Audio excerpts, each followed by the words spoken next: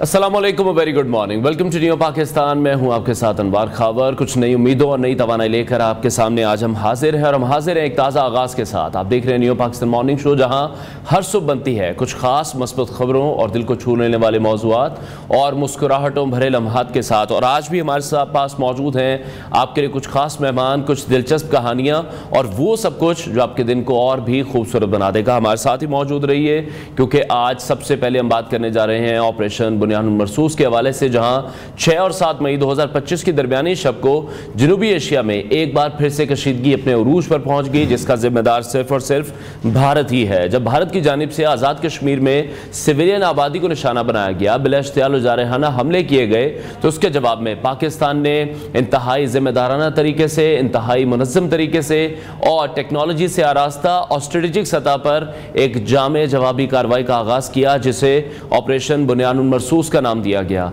इस फौजी ऑपरेशन की जो तफसीलात हैं वो DGISPR लेफ्टिनेंट जनरल अहमद शरीफ चौधरी ने एक हमजहद प्रेस कॉन्फ्रेंस में फराहम की, जिसमें पाक फ़ज़ाइया, बहरिया और इसके साथ साथ बरी अफवाज के जो आला अफसरान थे वो भी उनके हमरा मौजूद थे, जो इस ऑपरेशन की कसीरुल जहती नौयत की गवाही करता है। DGISPR के मुताबिक ये कार्रवाई सिर्फ एक फौजी रद्द-ए-अमल नहीं था, बल्कि ये कौमी अज़्म था, अस्करी हिकमत अमली और पेशावराना महारत का मजहर थी।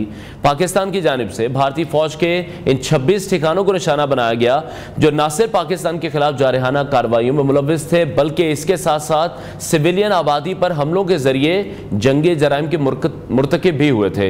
इनमें हमने देखा कि भारतीय फ़िज़ाई दिफा का फ़ख्र समझे जाने वाले S-400 मिसाइल सिस्टम्स भी थे, रेडार स्टेशन थे, इसके साथ साथ कमांड एंड कंट्रोल मराकज़ भी शामिल थे। पाकिस्तानी अफवाज ने जदीद टेक्नोलॉजी का इस्तेमाल किया, इंतहाई दुरुस्तगी के साथ, इंतहाई तहम्मुल के साथ इन तमाम अहदाफ को निशाना बनाया गया और हमारी तरफ से ये मुकम्मल कोशिश भी की गई, जिसमें हम कामयाब भी रहे कि हमने किसी भी सिविल आबादी को नुकसान नहीं पहुँचाना, किसी भी सिविल आबादी को टारगेट नहीं करना। और प्रेस कॉन्फ्रेंस में यह अमर भी नुमाया था कि पाकिस्तान ने अपनी तमाम अस्करी सलाहियतें बरोकार अभी नहीं लाई, बल्कि महज हमने सिर्फ जुज़वी ताकत इस्तेमाल करते हुए दुश्मन को यह वाज़ेह पैगाम दे दिया है कि मजीद अगर वो कोई भी जारियत करते हैं तो फिर उन्हें वो बहुत ज़्यादा महंगी पड़ेगी।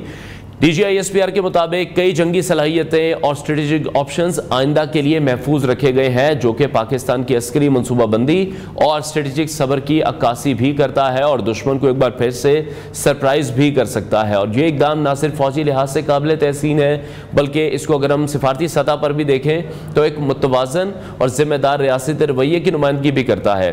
पाक फ़ज़ाइया की बात करें, पाक बहरिया की बात करें, तो उनके जो नुमाइंदे थे उन्होंने इस मौके पर भारत की फ़ज़ाई और बहरी हदूद में जो भी उनकी एक्टिविटीज़ थी, पाकिस्तान के जवाबी इक़दामात की तफसीलात भी यहाँ पर फराहम की। कितनी जिम्मेदारी से हमने तमाम तरह ऑपरेशन को अंजाम दिया, पाक फ़ज़ाइया ने जिस तरह से दुश्मन के तैयारे मार गिराए, अहम फौजी ठिकानों को निशाना बनाया गया, जबकि पाक बहरिया ने दुश्मन के बहरी जहाज़ों को पाकिस्तानी समंदरी हदूद से दूर रखने में भी कामयाबी हासिल की। क्योंकि जब हम हिंदुस्तानी चैनल्स देख रहे थे, वहाँ पर तो ये बताया जा रहा था कि शायद खुदा न खास्ता पूरे पाकिस्तान पर इस वक्त हिंदुस्तान की जो आर्मी है वो इस वक्त कब्जा कर चुकी है, अटैक कर चुके हैं। और बहुत ही शर्मिंदगी की बात है कि किसी भी मुल्क का इंटरनेशनल स्टेट मीडिया जो है वो किस तरह से इस तरह की रिपोर्टिंग कर सकता है, इतनी गैर जिम्मेदारी का मुजाहरा किस तरह से कर सकते हैं, और इतने भोंडे तरीके से वो लोग एक्सपोज हुए हैं कि अब उन्हें मुंह छुपाने की जगह भी नहीं मिल रही है। अभी भी अगर हम उनके टीवी चैनल्स को लगाकर देखें तो ऐसा लगता है कि अभी भी जंग नहीं रुकी है, सीज फायर नहीं हुआ है। वहां के जो एंकर्स हैं वो ये मानने को तैयार ही नहीं है कि जंग किस तरह से रुक सकती है, सीज फायर किस तरह से हो सकता है। मोदी को इस हवाले से बड़ी सुर्खी का सामना है। विद इन इंडिया क्रिटिसिज्म जो है वो 7वें आसमान पर पहुंच चुका है कि अगर आप ये कह रहे हैं कि जंग में आपका पलड़ा भारी था, आपका हाथ ऊपर था, तो सीज फायर क्यों किया गया। और वहाँ के ही एंकर्स हैं जो ये कहते हुए दिखाई दे रहे हैं कि डोनाल्ड ट्रंप कौन होते हैं इस मामले में पढ़ने के लिए, डोनाल्ड ट्रंप कौन होते हैं ये बताने के लिए कि तमाम मामला सॉर्ट आउट हो गया है, सीज फायर हो चुका है। तो ये जो हिंदुओं की इंतहा पसंदाना सोच है वो समझ से बालातर है, और वो ये सोच वहाँ के आम आवाम में ही मौजूद नहीं, बल्कि वहाँ के जो एंकर्स, सो कॉल्ड पढ़े लिखे एंकर्स हैं, उनमें इस वक्त हम देख रहे हैं, जिन्हें ज़बरदस्त किस्म की शर्मिंदगी का सामना है। वहाँ के उनके जो एक्टर्स हैं, सेलिब्रिटीज़ हैं, वो इस वक्त सवालिया निशान उठा रहे हैं कि ये किस किस्म का मीडिया है, ये किस किस्म के एंकर्स हैं जो इतने भोंडे तरीके से एक्सपोज हुए हैं। कॉमेडियन हमें दिखाई दे रहे हैं। पाकिस्तान में तो हम देख रहे हैं कि उनके चैनल्स को एज अ कॉमेडी शो देखा जा रहा है। उनकी जो इस वक्त हालत है, ऐसा लग रहा है जैसे उनकी दुम पर किसी ने पाँव रख दिया है। इसके साथ साथ पाकिस्तान ने साइबर जंग के महाज पर भी बहुत सी अहम कामयाबी हासिल की। भारतीय फौज के मवासलाती निज़ाम को आरजी तौर पर मफलूज कर दिया। वो जो बड़ा फख्र महसूस करते थे कि हमारे पास बड़ी महंगी टेक्नोलॉजी मौजूद है, बड़े महंगे जहाज मौजूद हैं, तो अब निकाल कर लाएं और एक बार कोशिश करें किसी तरह से जो LOC है उसको क्रॉस करने की। तो फिर देखें एयरफोर्स आपका हाल क्या करती है। आपको वापस आपके घर तक छोड़ के आएंगे और आपके तैयारे भी गिराएंगे, आपके पायलट्स को भी फिर हम यहाँ पर अपने पास रखेंगे। और इस बार बहुत से एनालिस्ट की जानिब से, एंकर्स की जानिब से कहा गया कि इस बार आपको चाय नहीं पिलाएंगे, आपको टुकड़े करके वापस भेजेंगे और यकीनी तौर पर इस तरह ही किया जाएगा। हमें इस तरह की अब लैंग्वेज इसलिए यूज़ करनी पड़ी है, इस तरह के अल्फाज इसलिए यूज़ करने पड़े हैं क्योंकि हिंदुस्तान अपनी जो आदत है, जो मोदी सरकार है, जो RSS आइडियोलॉजी है, जो अखंड भारत का उनका ख्वाब है, वो शायद उसकी राह में समझते थे कि कोई रुकावट नहीं है। तो उन्हें ये समझने की ज़रूरत है कि हम कोई श्रीलंका नहीं है, हम नेपाल नहीं है, हम भूटान नहीं है, एटमी ताकत है। मुसलमानों का जो जज्बा है वो यकीनी तौर पर उन्होंने इस दफ़ा ज़रूर देख लिया होगा। तो इस कार्रवाई के बाद अब आपने जंगबंदी की ख्वाहिश जाहिर की है, पाकिस्तान ने जाहिर नहीं की है। आप भागे अमेरिका के पांव पकड़ने, आप भागे हैं तुर्की और सऊदी अरब को इन्वॉल्व करने। पाकिस्तान ने तो सबको कह दिया था कि हम बदला लेंगे और हम अब किसी भी सूरत में इससे पीछे नहीं हटेंगे। इसी हवाले से मजीद बात करेंगे। सीनियर तजज़ियाकार आमिर हाशिम खाकवानी साहब ने ज्वाइन किया। आमिर साहब बहुत शुक्रिया हमें शो में ज्वाइन करने के लिए। हम देख रहे हैं जितनी सुबकी का सामना करना पड़ा है, जितनी हजीमत का सामना करना पड़ा है इस वक्त मोदी हुकूमत को, हिंदुस्तानी मीडिया को, उनके चैनल्स अभी भी उठाकर देख लें तो वहां पर तो ये मानने को तैयार नहीं है कि सीज फायर हो गया। उनके एंकर्स कह रहे हैं कि किस तरह से डोनाल्ड ट्रंप इंटरफेयर कर सकते हैं जब हम इसके लिए एग्री नहीं है। तो ये एंकर्स का एग्री होना जरूरी है या हिंदुस्तानी गवर्नमेंट का एग्री होना जरूरी है, जो कि फौरन से गई, जो कि इस वक्त अमेरिका के पांव में पड़ गए जाके? बिल्कुल ऐसा ही है और बहुत शर्मिंदगी उठानी पड़ी है। देखिए ना, असल में ये होता है कि अगर मीडिया, जो नेशनल मीडिया है, वो अगर प्रोफेशनलिज्म छोड़ दे और बिल्कुल अंधा हो जाए, ठीक है, मैं ये मानता हूँ कि ज़ाहिर प्रेशर भी होता है और अवाम की तवक्कात भी होती है। अब आप एक अव्वल वतनी भी होती है, आप एक उतना न्यूट्रल, बिल्कुल न्यूट्रल नहीं रह सकते, हम भी बिल्कुल न्यूट्रल नहीं रह सकते। लेकिन हमारे चैनल में मीडिया ने भारत प्रोफेशनलिज्म का मुजाहरा किया है और झूठ नहीं बोला। और हमारी सब यही आगे बढ़ते हैं, एक बार फिर से बात करेंगे। सीनियर तजज़ियाकार आमिर हाशिम खाकवानी साहब हमारे साथ इन कॉन्वर्सेशन थे। आमिर साहब, आप किस तरह से देख रहे हैं जो इस वक्त नैरेटिव हम इंडियन चैनल्स पर देख रहे हैं कि अमेरिका बीच में क्यों कूद पड़ा? तो उन एंकर्स को, उन मीडिया हाउसेस को ये नहीं पता कि हिंदुस्तान की जानिब से जंगबंदी की जो ख्वाहिश है ये जाहिर की गई है। और ये इस बात का सबूत भी है कि पाकिस्तानी जो रद्द-ए-अमल है ना सिर्फ फौजी मैदान में फैसला कुन था, बल्कि नफसियाती तौर पर भी दुश्मन को एक वाज़ेह पैगाम दे चुका था। और पाकिस्तान ने किसी भी जंगबंदी की दरख्वास्त नहीं की है। ये जो इंटरनेशनल मीडिया रिपोर्टर्स हैं, एंकर्स हैं, वो भी इस चीज को कंफर्म कर रहे हैं। जी, आप बिल्कुल दुरुस्त कह रहे हैं। और असल बात देखें, ये बात, लॉजिकल बात ये है कि अगर फर्ज करें पर अगर मफरूजे के तौर पे पाकिस्तान ने अगर जंगबंदी की दरखास्त की भी होती तो इंडिया जब उससे बर्तरी थी तो वो क्यों मानता? और जब किसी को बर्तरी होती है तो वो तो बिल्कुल अपनी मर्जी में शरायत मनवाता है ना। और ये बात इंडिया में बाद एनालिस्ट सवाल पूछ रहे हैं कि आपने हमला किया था कि जी हमने जनाब दहशतगर्दों पे करना है, ये करना है, वो करना है, तो अब आपने अचानक जंगबंदी क्यों कर ली? तो सबको पता चल रहा है, सबके बात समझ आ रही है कि उनके अहदाफ पूरे नहीं हुए, उनको शिकस्त हुई, उनको हज़ीम उठानी पड़ी है। बाकी ज़ाहिर है वो तो अपनी एक फेस सेविंग कोशिश करेंगे।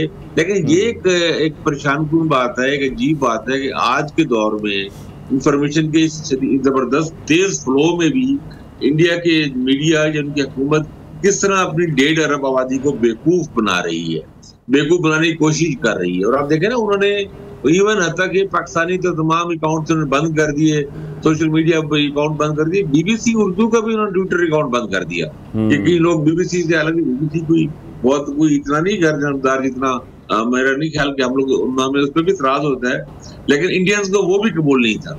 लेकिन ये एक देखे ना, एक खौफनाक बात है कि आप बिल्कुल 1.5 अरब आबादी को बिल्कुल सोर्स ऑफ इंफॉर्मेशन जो है वो उनका खत्म किया जा रहा है और सिर्फ एक ही किस्म की जो न्यूज़ है शायद वो चाहते हैं कि वो सुने।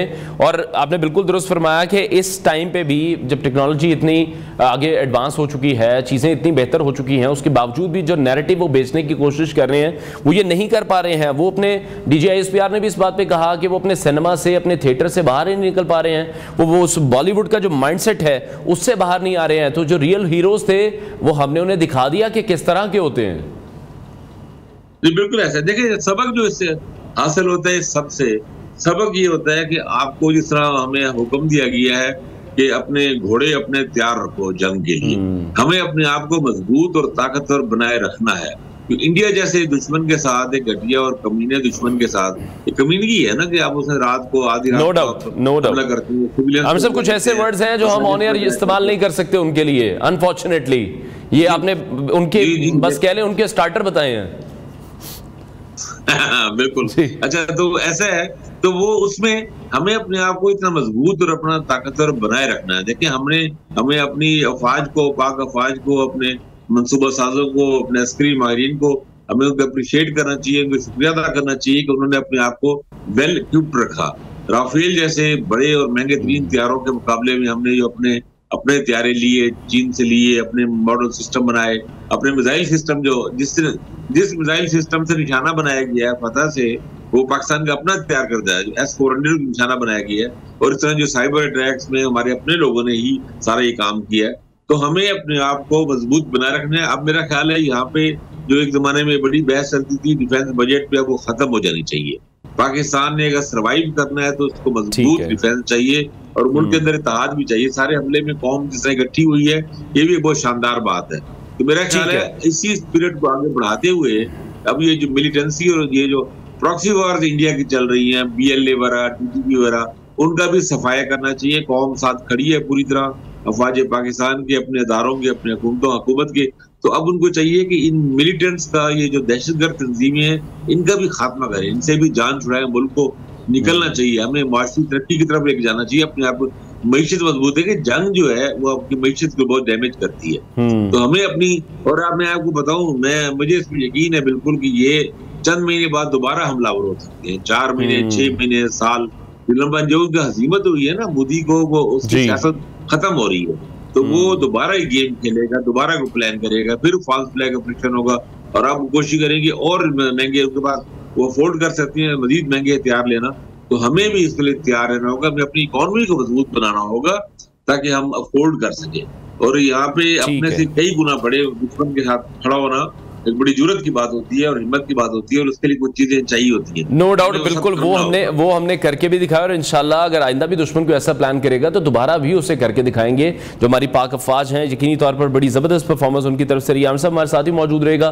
ब्रेक पर हमें भी जाना है। ब्रेक के बाद जब वापस आएंगे एक बार फिर से गुफ्तगू को यहीं से शुरू करेंगे कि मसला कश्मीर इस तमाम तर सूरत हाल में हमें एक बार फिर से देख रहे हैं कि वो मरकज़ी तवज्जो बन चुका है। ब्रेक लेते हैं, ब्रेक के बाद आपको दोबारा ज्वाइन करते हैं।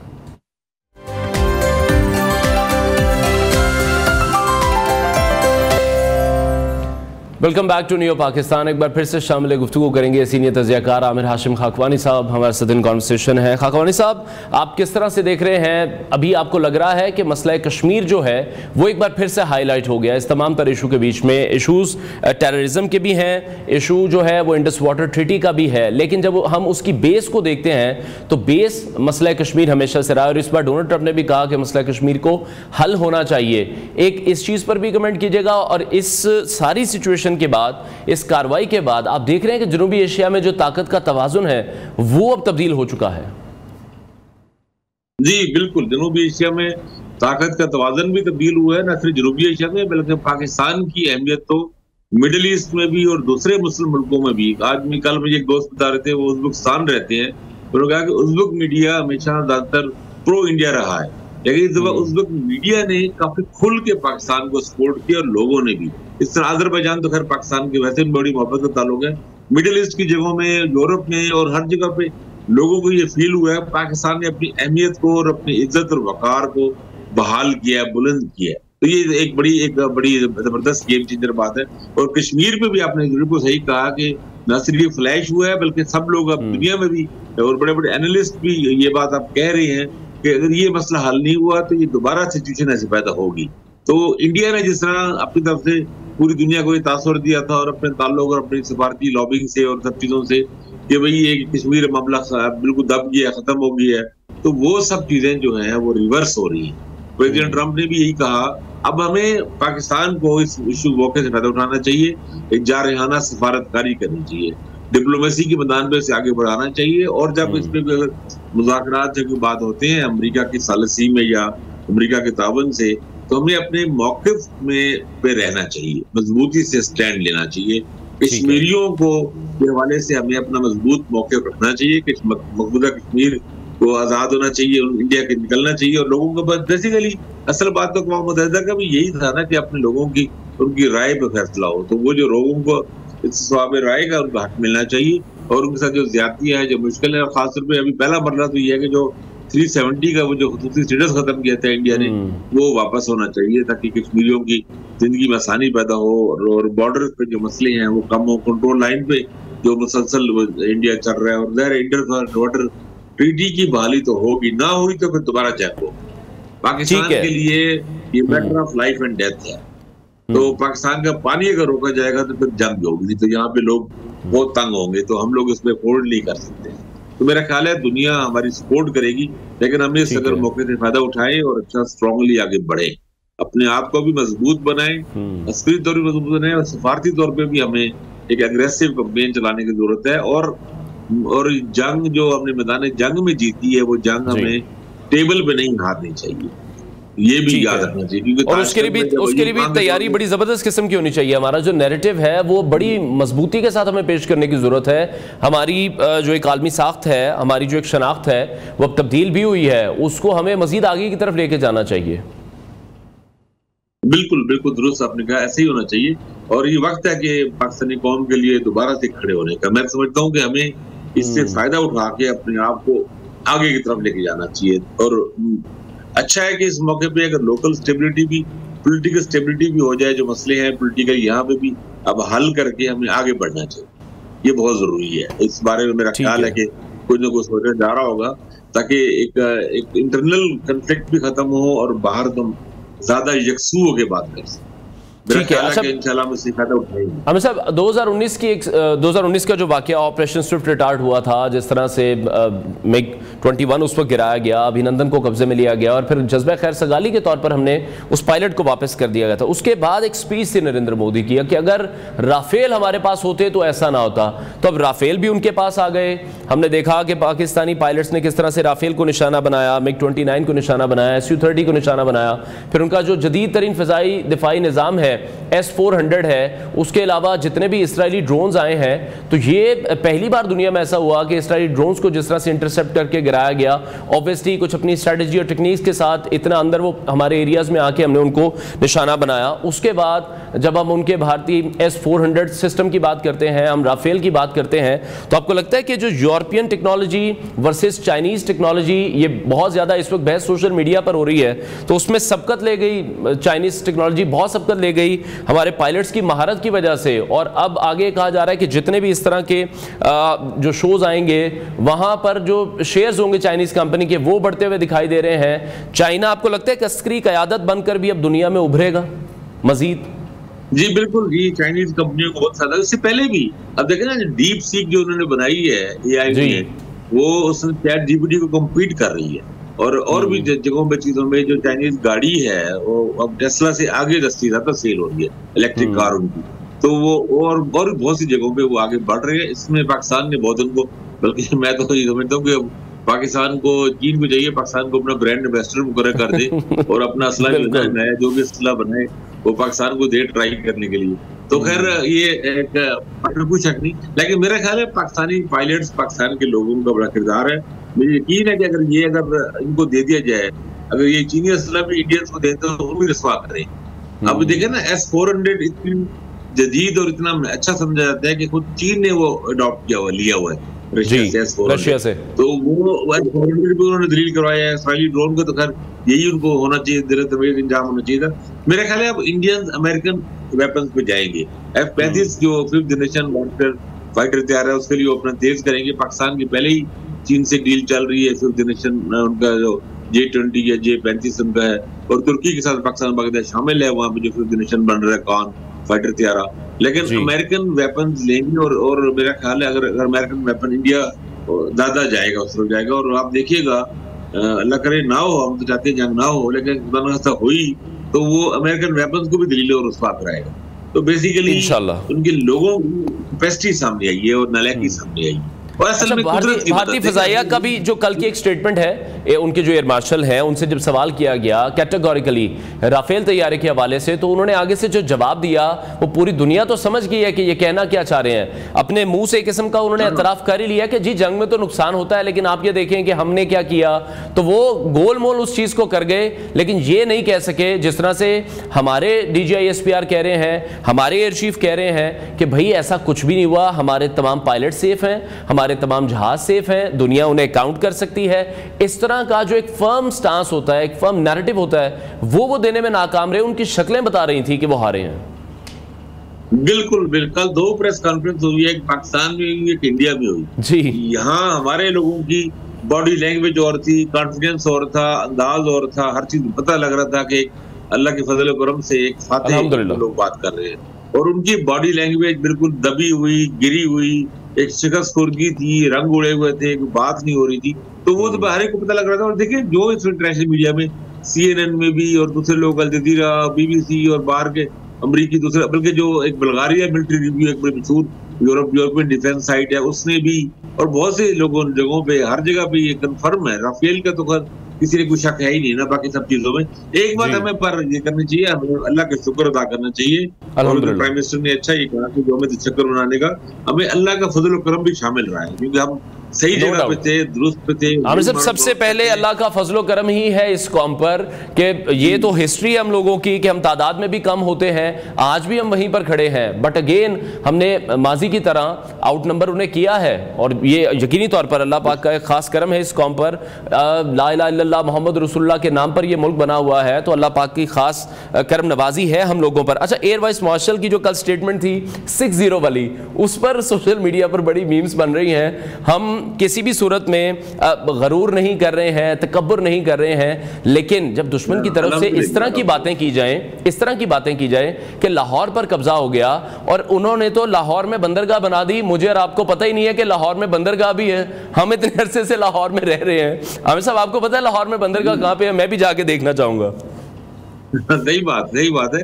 लाहौर में भी कराची को आग लगा दी, कर दी, मतलब गैर जिम्मेदारी की इंतहा हो गई है। अच्छा, वैसे ना हम लोग देखते ही हैं, मीडिया के लोग हैं, तो हम फिल्मों को भी स्टडी के लिए देखते हैं। बॉलीवुड की फिल्मों में भी पाकिस्तान से शदीद अदम वाक़ियत है, यानी उनके जो मुसलमान किरदार दिखाएंगे वो पाकिस्तान में कभी किसी को नजर नहीं आएगा। सर, इतना सुरमा कभी जिंदगी में नहीं हमने किसी लगाया होगा, इतने तावीज किसी ने नहीं पहने होंगे, इतनी बार जिंदगी में जनाब किसी ने नहीं बोला होगा जितनी दफा वो फिल्मों में बोलते हैं। जी बिल्कुल वो, और मुझे हैरत होती है, करोड़ों रुपए लगाते हैं किसी कोई ढंग के बंदे से, इंडियन मुसलमान को ही हायर कर लें जो पाकिस्तान का भी आया हो, तो उसे पता हो कि पाकिस्तानी कैसे, लेकिन वो बहरहाल बहुत ही शर्मनाक उनका किरदार रहा है।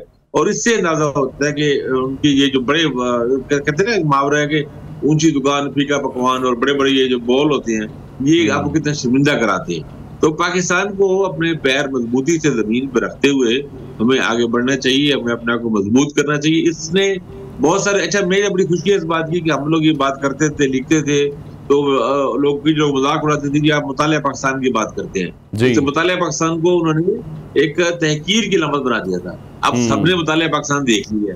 अब हम कहते थे कि मकार दुश्मन है, और उसने आधी रात को हमला किया तो वो कहते थे हंसते थे मकार दुश्मन। क्यों कहते हैं? रात को लोगों ने देखा है कि उन्होंने रात को सिविलियंस पे अटैक किया है, मस्जिदों पे हमला किया है, खवातीन और बच्चे शहीद किए हैं। तो जो बातें हम कहते थे, लिखते थे इंडियंस के हवाले से, खासतौर की शिद्दत पसंद जो हिंदू ज़हनियत है वहाँ पे, उसके हवाले से अल्हम्दुलिल्लाह सब बातें ठीक साबित हुई। जिन लोगों को इंडिया से बड़ा उम्मीद की, अमन की, जमहूरियत की और सेकुलरिज्म की, उनके जो नाम जो है ढोंग जो रचाते हैं अपनी बॉलीवुड फिल्मों के जरिए और अपनी सो कॉल्ड डेमोक्रेसी के जरिए, उनमें लोग जो ट्रैप हो जाते थे, हमारे पाकिस्तानी लोग, वो भी जो अमन की शमय जलाने पहुंच जाते थे वाघा बॉर्डर पे और ये सब ड्रामे करते थे, उन सबको पता हो गया कि वो एक बिल्कुल वो है ना, उर्दू में मुहावरा है कि बगल में छुरी मुंह में राम राम।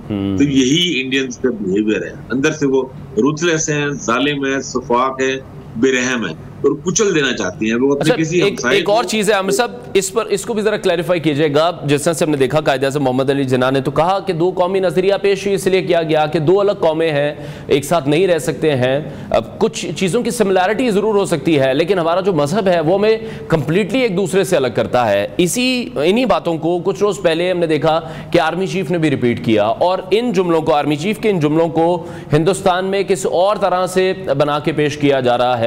बड़ी तनकीद उस हवाले से की गई हमने देखा। तो इस पर किस तरह से कमेंट करेंगे, यहां पर भी जो लोग मौजूद हैं या वहां पर मौजूद हैं, जो दो कौमी नजरिया है, यकीनी तौर पर जिन्ना के जो वर्ड्स थे वो आज सबने अपनी आंखों से देख लिए कि बिल्कुल वैसे ही साबित हुए। बिल्कुल सही। देखें, अब तो हर गुजरते दिन के साथ कायद-ए-आज़म को, उनके विजन को हमें सलाम पेश करना चाहिए, हमें उनके लिए दुआ करनी चाहिए कि उन्होंने पाकिस्तान को अलग किया। देखें, जो इंडिया में मुसलमान हैं तो किस कदर सहमे हुए हैं। अब आप तो उनकी जो लोकसभा है, उनकी असेंबली है, उनकी तो उस पार्लियामेंट में, लोअर हाउस में भी और अपर हाउस में भी, अभी उनके जो उनके so called Pakistan anti Pakistan भी नैरेटिव लेने वाले असद अवैसी वगैरह और दूसरे लोग हैं, वो भी कितने शाकी है। अभी तो जंग में वो दब गया ना मामला। जो मुस्लिम वक्फ बिल आया है वो इतना खौफनाक है कि उससे हजारों अरब की जो मुस्लिम जायदादें हैं और मसाजिद के लिए और जो वक्त बनाए हुए तो सारे पे वो बिल्कुल उस पे हिंदुओं का और हुकूमत का कब्जा हो जाएगा सारा। तो वहाँ पे मैं तो इंडियन अखबार देखता हूँ, उर्दू अखबार भी बाकायदा देखता हूँ इस पे कि क्या वहाँ ओपिनियन है। वहाँ पे शदीद शाकी और एहसासी महरूमी के शिकार है। आप देखें ना कि वहाँ के जो मुसलमान हैं उनको अपने ऊपर वतनी साबित करने के लिए टू मच आगे आना पड़ता है उनको। बात अब हाल ही है कि सलमान खान इनके मशहूर अदाकार हैं, सेकुलर हैं, मुसलमान ही बस वो नाम के ही होंगे, लेकिन चूंकि नाम तो मुसलमान है ही ना, फैमिली तो मुस्लिम है उनकी। तो वो हालांकि उनकी बच्चियां शादियां हिंदू में हुई हैं, उनकी अपनी भाभियां हिंदू हैं, इसके बावजूद भी सलमान खान ने सिर्फ यही ट्वीट किया कि जंग अच्छा हुआ कि जंग बंदी हो गई। तो हालांकि उसने मतलब ये कोई उस पर इतनी तनकीद हुई कि उस को अपना ट्वीट डिलीट करना पड़ा। वहां पे मुसलमानों के लिए सर उठा के चलना मुश्किल हो गया। यानी वो इंडियन मुस्लिम है, इंडिया की ही जय हिंद के नारा लगाते हैं, वो वंदे मातरम भी पढ़ते हैं, सब चीजें करते हैं, फिर भी वो कबूल नहीं हो रहे। तो आप देखें ना, हम खुश नसीब है कि पाकिस्तान भी और बांग्लादेश भी, ठीक है पाकिस्तान के ऐसा नहीं है, लेकिन आप देखें ना कि जब आपके अंदर रूट्स और खून एक ही था, बांग्लादेश और पाकिस्तान कितने करीब आ गए हैं। हसीना वाजिद यहाँ पे अवामी लीग की हसीना वाजिद मौजूद थी, एक प्रो इंडियन एक एजेंट, उनकी एक प्राउड का रोल अदा जो कर रही थी, तो वो उसके जाते ही बांग्लादेश में कैसे, अब इस दफा ये जंग में भी बंगाली में, बांग्लादेश में और बांग्लादेशी मीडिया ने भी बड़े मीम्स बनाए हैं और इंडिया के खिलाफ बहुत बनाए हैं। तो वो लोगों को वहाँ पे, यानी वो एक लिहाज से दो कौम नजरिया मौजूद है ना। जो लोग कहते हैं ना, इंडियन बास कहते थे कि जब दो कौम नजरिया खत्म हो गया, तो हम उनको यही कहते थे कि अगर ये बांग्लादेश वापस जो अलग होने के बाद में सकी पाकिस्तान इंडिया का हिस्सा बनता है, तब आप कहते हैं दो कौमी नजरिया नाकाम हुआ। वो तो ठीक है। एक लास्टली कमेंट बस मैं आपसे चाहूंगा। शो के शुरू में ही आपने बड़ी अच्छी बात की थी कि हिंदुस्तान एक घटिया मुल्क है, घटिया सोच रखते हैं, कमीनापन जो उनका है, आपने बड़े अच्छे अल्फाज इस्तेमाल किए। यकीनी तौर पर जो टीवी की कुछ बाउंड्रीज हैं उनका हमें ख्याल रखना है, नहीं तो शायद हम इससे भी बढ़ जाएं जो उन्होंने करने की पाकिस्तान के साथ कोशिश की है। बट इन कमिंग डेज आपने भी ये कहा, जो तस्वीर अब हम इस वक्त देख रहे हैं, मोदी को जितनी सुक्की का सामना है, जितनी इस वक्त उन्हें तनकीद का सामना करना पड़ रहा है उस शख्स को, आपको लगता है कि एक बार फिर से किसी जंगी जुनून में वो जा सकता है? हमारी फोर्सेस ऑब्वियसली वो तैयार ही हैं, बट अवाम को भी किसी भी किस्म के एडवेंचर के लिए उनकी तरफ से एक बार फिर से तैयार रहने की तो जरूरत होनी चाहिए। हमें चौकन्ने तो रहना ही है जिस किस्म का वो दुश्मन है। देखिए, कुछ न कुछ हो सकता है। सितंबर में अब से 4 महीने बाद आरएसएस का 100वीं उसकी वहां पे सालगिरह मनाई जा रही है। आपको पता है आरएसएस ही बीजेपी की बुनियाद है, ये जो राष्ट्रीय सेवक संघ जो है शिद्दत पसंद की। और अक्टूबर में वहां पे बिहार में इलेक्शन होने जा रहा है। बिहार का इलेक्शन बहुत अहम है, इतना अहम है कि बीजेपी सऊदी अरब की ये जो पहलगाम अटैक के बाद सऊदी अरब को दौरा छोड़ के वापस आए इंडिया, और उन्होंने ये कश्मीर नहीं गए, वो बिहार में जलसा करने गए। बिहार में जलसे के दौरान ही उसने पाकिस्तान को धमकियां दी और सारे ऐलान किए। तो वो अगर इस वक्त जो सूरत हाल है, बिहार का इलेक्शन मोदी हार चुके हैं आज जो सूरत हाल है, तो उसको बदलने की कोशिश तो करेगा। वो मिलिट्री के तौर पे कर सकता है या ऐसे मादे के जरिए कर सकता है, क्योंकि सितंबर अक्टूबर में हमें खासतौर पर पानी चाहिए होगा आगे गंदम की काश्त के लिए। अगर उस पर बगलियार डैम में पानी रोका गया या जेलम पे या कहीं अगर पानी को तंग करने की कोशिश की गई तो हमारे लिए मसला होगा। या इस तरह की कोई मूव हमें हर चीज के लिए अलर्ट रहना चाहिए, और सफारती महाज पे भी जरूरी नहीं कि अब जंगी शायद इतना गलती ना कर सके, कर भी सकते हैं, लेकिन अभी चूंकि उनको अपनी वीकनेसेस का अंदाजा हुआ है, तो जब तक अपनी वीकनेसेस दूर नहीं करेंगे, नया इक्विपमेंट नहीं लेंगे, तो उसमें टाइम लगेगा। अब उनको उसके बगैर उनको जो हजीमत उठानी पड़ी अब इतना आसान नहीं है, लेकिन बहरहाल हमें फिर भी तैयार रहना चाहिए, क्योंकि ज़ाहिर असला और हमारा भी कुछ कम हुआ होगा, हम चीजों को ज़ाहिर कमी पूरी कर रहे होंगे इंशाल्लाह। हमारे लोगों ने साबित किया, हमने हमारे बहरहाल हमारे इदारों ने, हमारी फौज ने ये साबित किया है, उन पे जो एतमाद कौम का था वो एतमाद दुरुस्त था, वो अपने आप को पूरी तरह तैयार रखा होता है। अल्हम्दुलिल्लाह अल्हम्दुलिल्लाह अल्हम्दुलिल्लाह हम उसमें फाते और सफल हुए। लेकिन इंडिया की तरफ से ये हो सकता है, हमें इसके लिए तैयार रहना चाहिए, तो किसी भी सूरत में आ सकता है, हमें हर चीज के लिए तैयार रहना चाहिए। ठीक है, बहुत शुक्रिया सीनियर तज़कियाकार आमिर हाशिम खाकवानी हमारे साथ इन कॉन्वर्सेशन थे। और जिस तरह से हम सब ने देखा कि सिफारती सतह पर इस वक्त अब हमें मज़ीद कामयाबियों की ज़रूरत है, और जब ये कहा जा रहा है कि मुज़ाकरात की टेबल पर अब ये मामला जाएगा, तो मुज़ाकरात की टेबल पर अब ये मामला जीतने की यकीनी तौर पर बहुत ज़्यादा ज़रूरत है, जिसमें इंडस वाटर ट्रीटी इस वक्त शामिल है, मसला कश्मीर का हल इस वक्त शामिल है, और टेररिज्म जो कि अक्रॉस दी बॉर्डर और पाकिस्तान में होता है, जिसका जिम्मेदार हिंदुस्तान है, उस पर भी बातचीत करनी बहुत ज़्यादा ज़रूरी है। ब्रेक लेते हैं, ब्रेक के बाद आपको दोबारा ज्वाइन करेंगे।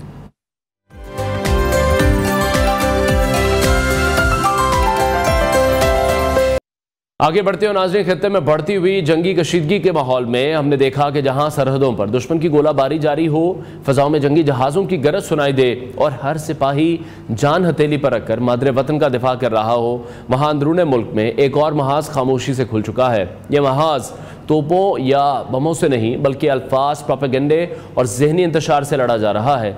इस महाज पर दुश्मन के सिपाही वो हैं जो खुद को लिबरल समझते हैं, इंसानी हुकूक के अलमबरदार समझते हैं, या फिर आज़ादी इजहार के वकील कहलाते हैं। लेकिन इनके जो ख्यालात इस वक्त हम देख रहे हैं, इनके जो अल्फाज इस वक्त हम देख रहे हैं, ये ना सिर्फ रियासती इदारों की साख को मजरू कर रहे हैं बल्कि दुश्मन के बयानिए को भी ताकत फराहम करते हैं। एक अफसोसनाक मगर तल्ख हकीकत है कि जब मुल्क हालत जंग में हो और उस वक्त अफवाहों, गलत मालूमात और गुमराह तज़ियों का फैलाव हो, सिर्फ कौमी यकजहती को कमज़ोर नहीं करता बल्कि ये दुश्मन के लिए नफसियाती बरतरी का जरिया भी बन जाता है। जिस तरह से हमने अक्रॉस दी बॉर्डर देखा, जिस तरह का जर्नलिज्म वहाँ पर किया जाता रहा, जिसको पाकिस्तान ही नहीं बल्कि पूरी दुनिया में एक कॉमेडी शो के तौर पर लिया जा रहा है। उनके अपने कॉमेडियंस हैं जो कि अपने एंकर्स की न्यूज़ रिपोर्टिंग को शेयर कर रहे हैं, उन पर तनकीद कर रहे हैं, उन पर मीम्स बनाई जा रही हैं। पाकिस्तान में हमने देखा कि कहीं ना कहीं इंडिविजुअली कुछ ऐसे लोग हैं, कुछ ऐसे अनासिर हैं जिनका ताल्लुक, जिनके जो अकाउंट्स हैं वो बाहर के ममालिक से भी ऑपरेट किए जा रहे हैं, और ऐसे बहुत से ऐसे अकाउंट्स जो कि कुछ अफगानियों की तरफ से भी ऑपरेट किए जाते रहे हैं। तो हमें इन तमाम चीज़ों से भी बचने की ज़रूरत है, और साथ साथ हमें कोशिश ये करनी चाहिए कि ऐसी जो भी खबरें हों उन पर बिल्कुल भी यकीन ना किया जाए। DGISPR की जानिब से जो प्रेस कॉन्फ्रेंसेस, प्रेस ब्रीफिंग की जाती है, उन खबरों से हमें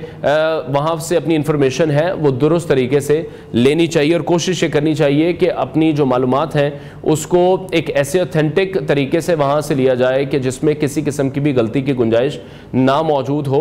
और ये आगे इस हवाले से जब हम बढ़ते हैं, और हमने देखा कि जब दुश्मन अपनी अस्करी बर्तरी के ज़ोम में पाकिस्तानी सरहदों पर हमला आवर हुआ, तो फिर पाक फ़ज़ाइया के जो दलेर सपूत हैं उन्होंने ऐसा मुँह तोड़ जवाब दिया जो अस्करी तारीख में भी सुनहरी हरूफ से लिखा जाएगा।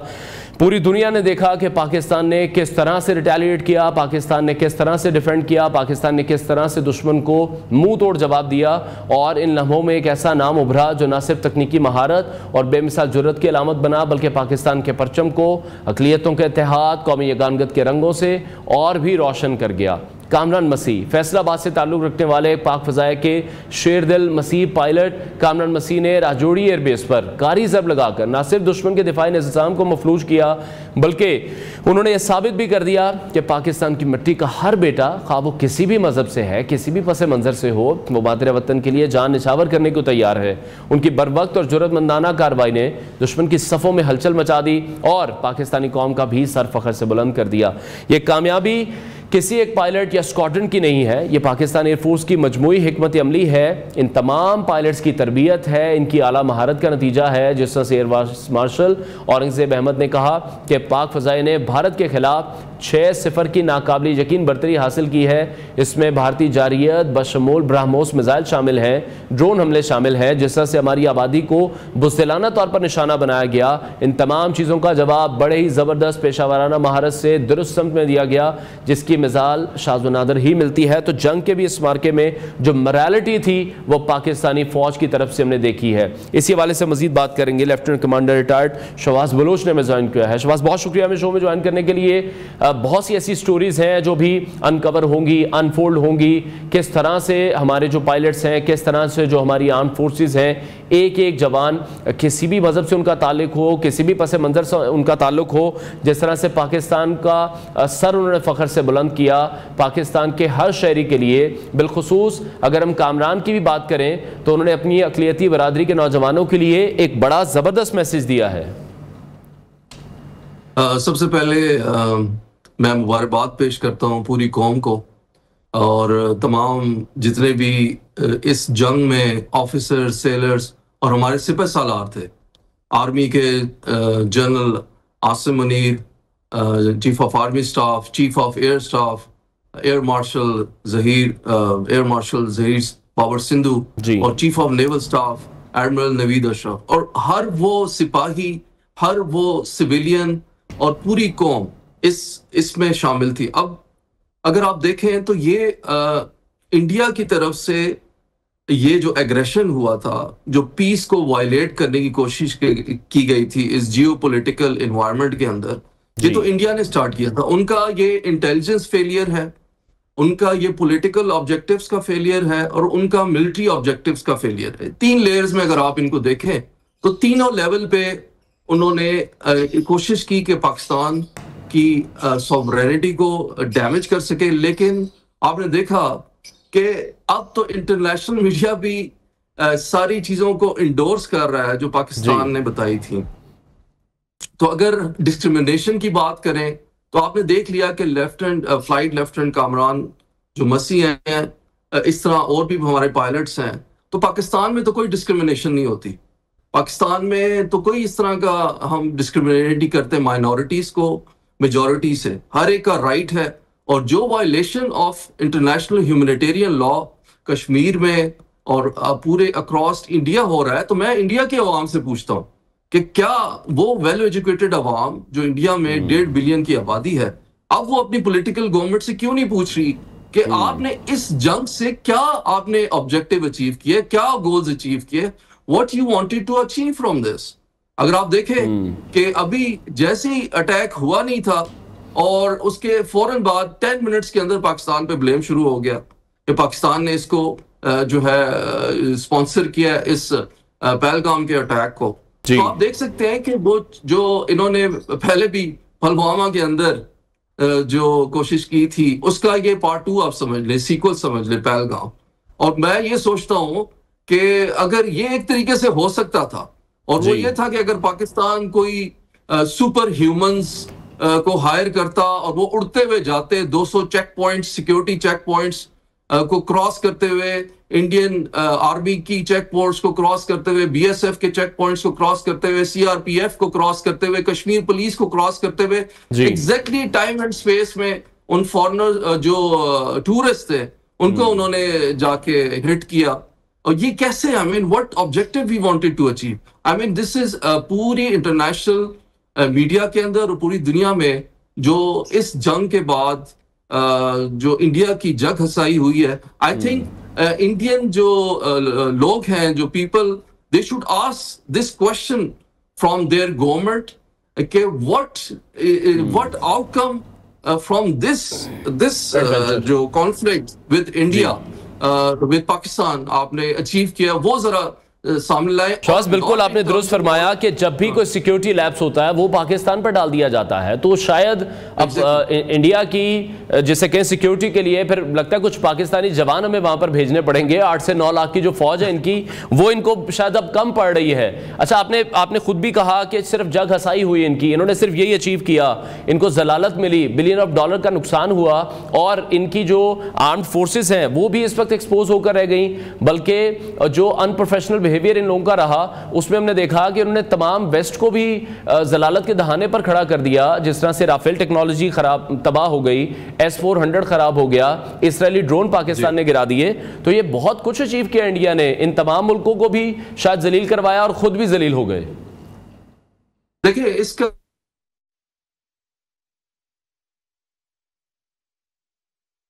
जी शहबाज, हमें सुन पा रहे हैं?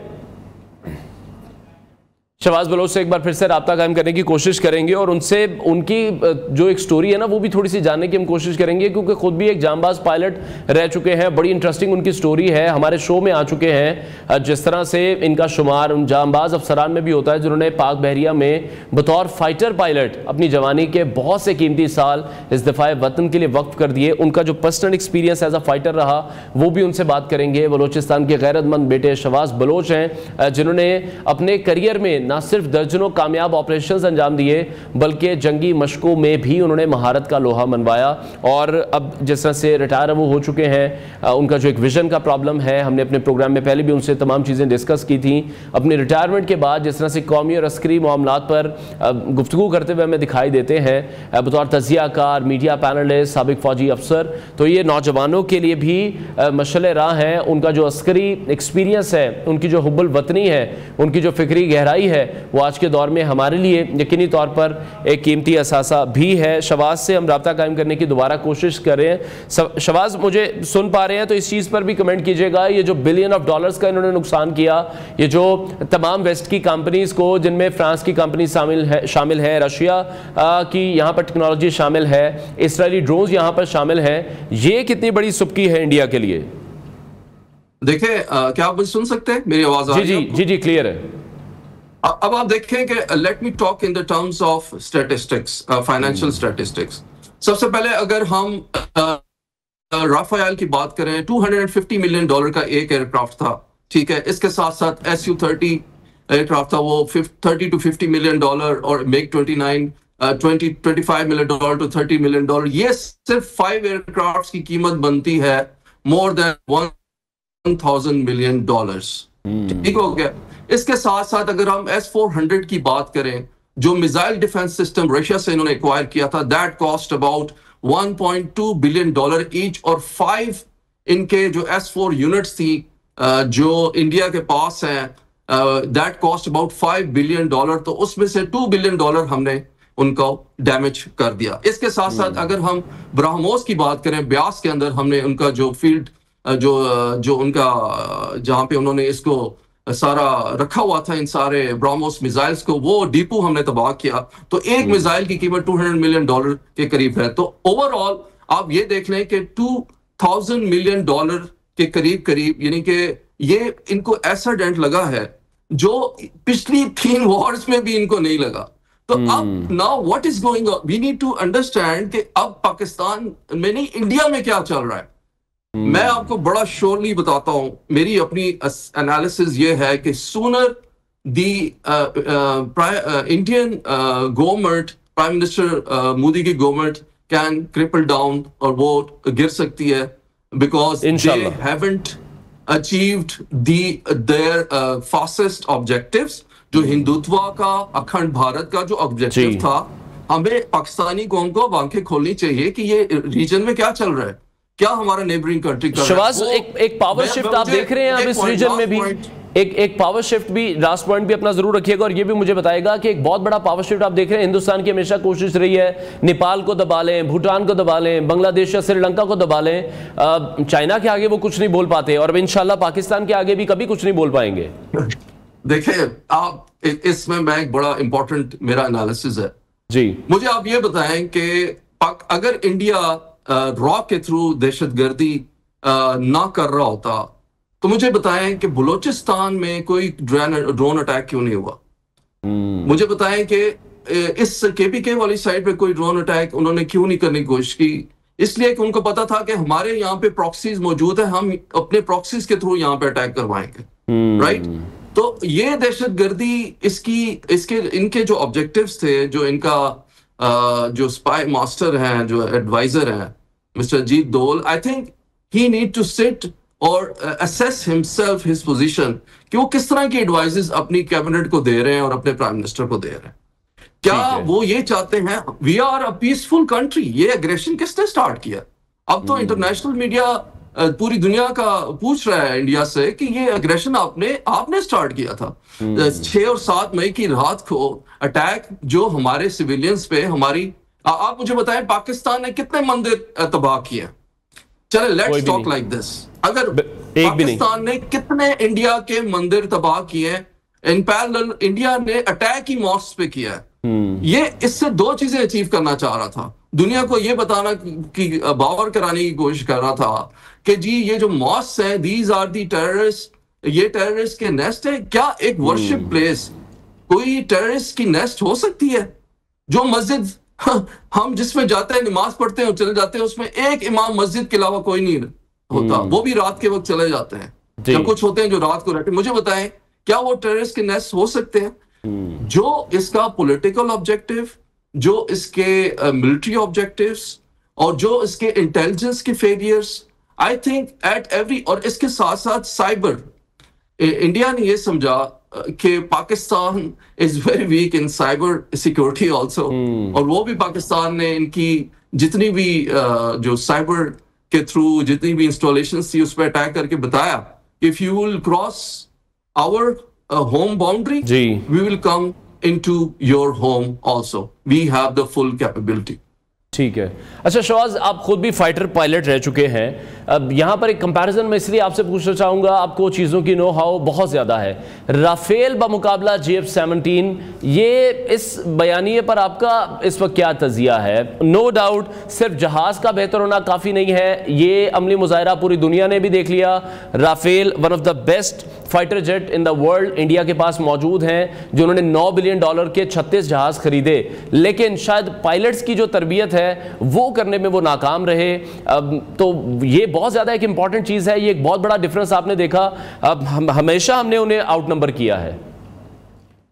देखिए, it's a very good question. If we compare the technology of Rafael, Dassault Rafael versus the, मैं J-10C की बात करूंगा जो इसके इक्विवेलेंट जो जनरेशन का तैयार है। अगर राफेल की बात करूं वो भी 4.5 जनरेशन है। J-10C की बात करूं जो P है वो भी 4.5 जनरेशन का तैयारा है। इस पे जो स्पेक्ट्रा डिफेंस सिस्टम लगा हुआ है राफेल पे, इसके मुकाबले में चाइनीज जो हमारा एयरक्राफ्ट है उस पे भी इक्विवेलेंट इसकी सारी टेक्नोलॉजी लगी हुई है। द डिफरेंस कहां पे आया? देखिए, पहले हमेशा वेस्टर्न थॉट माइंडसेट ये था कि जो चाइनीज टेक्नोलॉजी है that is very cheaper, that is alternate, but that never comes equal part to the western technology. हमेशा याद रखिएगा कि इस जहाज जो अभी मेरे हाथ में, इसका टेस्ट हमेशा वॉर फील्ड में होता है। हमेशा वॉर फील्ड में पता चलता है कि कौन कितने पानी में है। अब हुआ क्या कि जो इनके पास PL-15 जो मिसाइल हमारे जो J-10C पे थे, उन्होंने डिफरेंस क्रिएट किया। अब सेकेंडली जो हम बल्कि फर्स्टली कहना चाहिए, जब हम डॉग फाइट में गए कश्मीर के ऊपर 6 और 7 की रात को जी, तो हमारे जो फाइटर पायलट्स हैं, देखिए it's not the gun, we need to understand, it's not the gun, it's man behind the gun. Man behind the machine. जब उन्होंने स्टैंड ऑफ किया इंडियन जो राफेल्स और उसके साथ साथ ये 70 एयरक्राफ्ट थे जो 15 के पैकेट्स में आ रहे थे, मिक्स ऑफ Su-30 और उसके साथ साथ उनके मिक्स थे। हमारे जो पायलट्स थे उन्होंने बड़ी बहादुरी से उनको एंगेज किया, लेकिन जो यूज ऑफ दिस टेक्नोलॉजी है चाइनीज और जो PL-15 है, इसने डिफरेंस क्रिएट किया और उन्होंने साबित कर दिया, क्योंकि अब इट्स इलेक्ट्रॉनिक वॉरफेयर। अभी जब आप रिसेंटली जो लेटेस्ट डॉग फाइट की बात करते हैं, वो विजुअल डॉग फाइट नहीं होती जो पुराने सेकेंड वर्ल्ड वॉर में होती थी। अब बियॉन्ड विजुअल है जो डॉग फाइट हुई है, उसके अंदर जो इलेक्ट्रॉनिक वॉरफेयर का इस्तेमाल किया गया है। हमारे एयरक्राफ्ट, मैं आपको बड़े यकीन दिला सकता हूं कि ये जो टेक्नोलॉजी थी, इसके अंदर AI का इस्तेमाल किया गया, स्ट्रैटेजी का इस्तेमाल किया गया, जैमर्स का इस्तेमाल किया गया। इंडियन पायलट लॉक लगाने के बावजूद फायर नहीं कर सके और उनका लॉक मिस हो गया। I mean they were not able to even lock the targets. उनको जैमिंग हो रही थी, उनको ये नहीं समझ आ रहा था कि एयरक्राफ्ट को कहां से थ्रेट है, उनको डिसेप्शन की गई। Our aircraft the Chinese J-10Cs and JF-17 have the full capability of deception, jamming, and hitting the target with the full best missile system with best Shahbaz, आपने यहाँ पे ऑब्वियसली हमें टर्म हम बहुत से दिनों से सुनते आ रहे हैं, बियॉन्ड विजुअल वाली टर्म। बियॉन्ड विजुअल तो मुझे अब लग रहा है कि उनकी मजबूरी बन चुकी है 2019 के बाद से, कि भाई इनके पास जाएंगे तो ये तो गिरा देंगे, ये तो हमारे मुल्क में आते हैं, हमारे जहाजों को अपने मुल्क में ले जाते हैं, फिर वहां पर गिरा देते हैं। तो ये तो मेरा नहीं ख्याल कि अब वो वाली जंग में कभी भी वापस जाएंगे। वो तो वहीं दूर दूर रहे, 250 किलोमीटर दूर। जी मैं आपको बताता हूं, जब ये स्टैंड ऑफ हुआ, उनके 5 fighter aircraft they went down. उन्होंने अपने जितने राफायल्स और फॉरवर्ड FOBs पे एयरक्राफ्ट थे 300 किलोमीटर फ्रॉम द बॉर्डर पीछे वो ले गए। ठीक है, what does this thing indicates? अगर आपके राफायल में that was 4.5 generation fighter aircraft जो अभी कतर, UAE और बहुत से कंट्रीज में यूज हो रहा है, और डीसॉल्ट अब फ्रेंच जो माहिरीन जो कंपनी के थे वो इन्वेस्टिगेट करें इसको, एज ए केस स्टडी लिया जा रहा है पूरी दुनिया में। अच्छा, डिसॉल्ट एक दफा आपके मुंह से मैं जरूर सुनना चाहूंगा कि डिसॉल्ट के जो शेयर्स गिरे हैं, तो वो तो मेरा ख्याल है इनको भी बुरा भला कह रहे होंगे कि हमारी कंपनी का नाम तुम लोगों ने खराब कर दिया, इतने निकम्मे पायलट है तुम्हारे पास। इधर जो चाइनीज कंपनी है शेंडू, वो हमने देखा कि उनके शेयर्स 18% मजीद बढ़ गए। जी, अब आप देखें ये क्या डिफरेंस कहां पे आता है। देखें, आपने M.A. मालम की याद ताजा कर दी because he was an ace pilot. और वही एग्जैक्टली उन्होंने भी ये किया था कि उन्होंने जब F-86 से इनके जो हंटर्स गिराए थे 5, वो पेलोड्स ऑफ करके जा रहे थे और उन्होंने उनको उस टाइम पे 5 को एंगेज कर दिया। बुखलाहट का ये उस टाइम पे उनका वो था, बुखलाए हुए थे, आलम था कि वो एक ही डायरेक्शन में भागना शुरू हो गए। ये M.A. आलम के अपने अल्फाज हैं। इसी तरह अगर हम फास्ट फॉरवर्ड करते हैं 6 और 7 नाइट को, इसी तरह जब ये आए, इन्होंने पेलोड ऑफ किए अपने, और जब ये जाने, इनका ख्याल था कि पाकिस्तानी जो पायलट्स हैं they will not dare to touch them. लेकिन आपने ये देखा कि with the better strategy, will power, courage, सबसे पहले मैं आपको कहता हूं इसमें करेज आती है, फिर सेकेंडली स्ट्रेटेजी आती है, फिर टेक्नोलॉजी आती है कि उसको इफेक्टिवली कैसे यूज। पाकिस्तानी पायलट्स ने एक ऐसा डिसेप्टिव एनवायरनमेंट क्रिएट किया, it was kind of a trap. मैं अभी भी आपको बता रहा हूं, it was a trap for the Rafael fighters कि वो हमारे जैसी रेंज में आएंगे, they will face the music. और ये पंच देख रहे हैं, ये पंच तीनों फोर्सेस ने मिलके उनको मारा है। ये जो हाथ बिल्कुल ऐसी, और फिर वो संभल नहीं पाए हैं, वो फौरन जब ये पंच पड़ा है तो वो अमेरिका के पांव में गिर गए उसी वक्त। अच्छा, इस हवाले से एक और चीज भी कंफर्म कीजिएगा, DGISPR ने उस दिन जब प्रेस ब्रीफिंग थी तो ये भी कहा था कि इनके 10 मजीद फाइटर जेट थे जो कि हमारे निशाने पर थे, हम चाहते तो उन्हें भी तबाह करते थे। तो ये जो स्ट्रेटजी है, ये मेरा नहीं ख्याल कि किसी भी मुल्क का कोई दुश्मन हो वो उसको छोड़े। तो हम तो जैसे कहते हैं कुछ मॉरल्स ग्राउंड पे भी देख रहे थे, हम कुछ जंगों के रूल्स एंड रेगुलेशन है उसको भी फॉलो कर रहे थे कि जिस जहाज ने सिर्फ पाकिस्तान पर अटैक किया सिर्फ उसी को निशाना बनाया गया। एग्जैक्टली देखिए, मैंने आपको जैसे कहा कि पाकिस्तानी फौज हमेशा रूल ऑफ वॉर को फॉलो करती है, इंटरनेशनल ह्यूमैनिटेरियन लॉज को फॉलो करती है, लॉ ऑफ आर्म कॉन्फ्लिक्ट को फॉलो करती है। We need to understand. उस दिन की अगर मैं स्पेसिफिकली बात करूं तो पाकिस्तानी पायलट्स ने सिर्फ उन फाइटर एयरक्राफ्ट्स को, राफायल, Su-30 और मिक्स को लॉक ऑन किया जिन्होंने फायर किए थे। हम चाहते तो उनके जो ये 15 के पैकेट्स में ये जहाज आ रहे थे, हम उन सबको निशाना बना सकते थे बड़े इजीली। लेकिन हमने हमेशा पीसफुल नेशन होने का सबूत दिया है।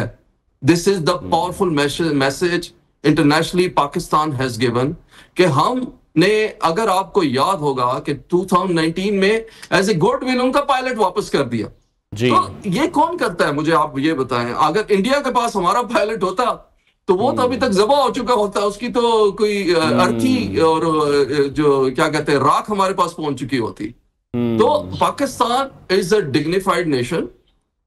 ये जो वॉर होती है ना, ये बताती है कि नेशन कितनी, उस नेशन के अंदर डिग्निटी है, ऑनर है और इंटीग्रिटी है। तो I think we need to understand this point के हमने उनके जो पायलट को वापस किया, और ये जो हम राफायल थे ये हम उनके 10 भी गिरा सकते थे, क्योंकि लॉक करना कोई मुश्किल बात नहीं था। जो टेक्नोलॉजी को अगर आप एक बंदर के हाथ में एक वो दे देंगे गन, तो इसका ये मतलब तो नहीं है कि उसको गन चलाना, तो उसको सही यूज कर, बिल्कुल ऐसी। अच्छा, आप तो बड़े जबरदस्त तरीके से प्रोनाउंस कर रहे हैं ना राफेल, तो यहाँ पर तो हमने तो उसको रॉ फेल ही कहा है कि वो रॉ भी है और वो फेल भी हो चुकी है इस वक्त। तो वो यहाँ पर तो मीडिया में तो इस वक्त सिर्फ यही वर्ड चल रहा है, आप तो उसको बड़े जबरदस्त तरीके से कंपनी की इज्जत बचाते हुए उसका सही नाम ले रहे हैं। अच्छा, बीइंग अ फाइटर पायलट, जी जी जी जी जी जी, मैं देखे, we respect Indian people, they are very well educated people.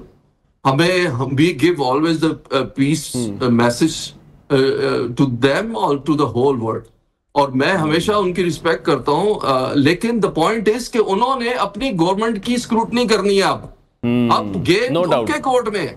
और कहीं ना कहीं शबाज, बिल्कुल आपने ठीक कहा, I completely agree with you. जिस तरह से आप बात करें, आपने भी देखा होगा कि हम अपने मीडिया पर वो बयानियां नहीं घड़ते हैं जो उधर घड़ा जा रहा है, ऐसे बात नहीं करते हैं जैसे पाकिस्तानी, जब हम वज़रा के हवाले से बात करें या हमारे आर्मी चीफ के हवाले से जो लैंग्वेज वहां से यूज की जाती है, हम तो उसके भी खिलाफ हैं। यहां से भी कोई ऐसी लैंग्वेज कभी भी इस्तेमाल नहीं की गई। दुरुस्त आपने फरमाया कि उनकी आवाम को स्क्रूटनी करनी है, और शायद अब ये शुरू भी हो चुका है।